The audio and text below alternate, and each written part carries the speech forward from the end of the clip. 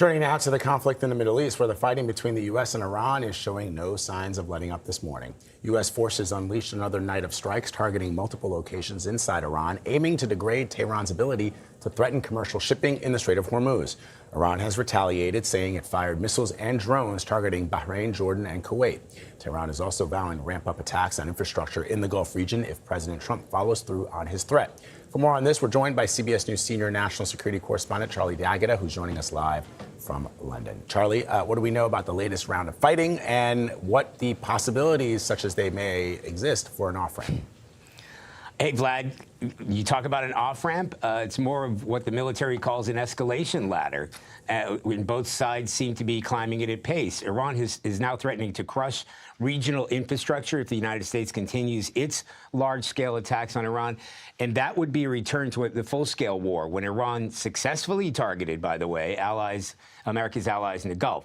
At the same time, as you said, Central Command, that's the command structure that oversees military operations in Iran.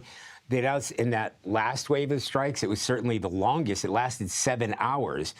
In an official statement, CENTCOM said the operation started around 5:30 Wednesday, Iran time. It struck dozens of military targets near the Strait of Hormuz, once again along Iran's southern coastline, again using fighter jets, drones, naval vessels, precision-guided munitions. But it seems that they've expanded the target package, or strike package as they call it, to go beyond the Strait of Hormuz and the Gulf itself.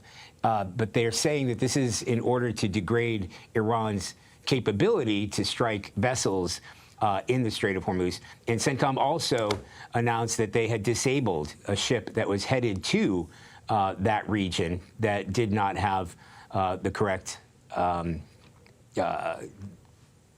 access, as far as the U.S. is concerned, to enter that region.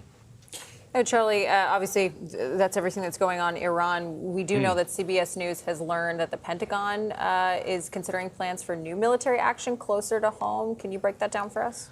Yeah, Kelly, so while we have been focusing on Iran for weeks and months, U.S. officials tell CBS News the Pentagon has been quietly drawing up plans for possible military action in Cuba.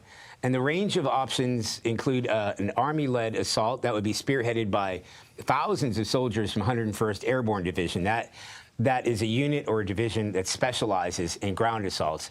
And most recently, the indictment of former Cuban leader Raul Castro.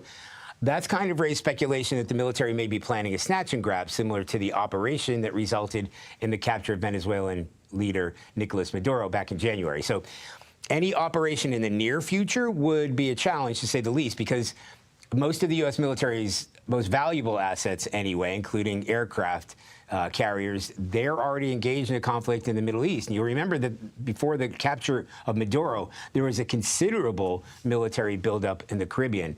But I also have to point out that those same officials that this reporting is on, they stress that those plans that are being drawn up are not necessarily an indication that either the Pentagon or the president has decided to carry out any military operations.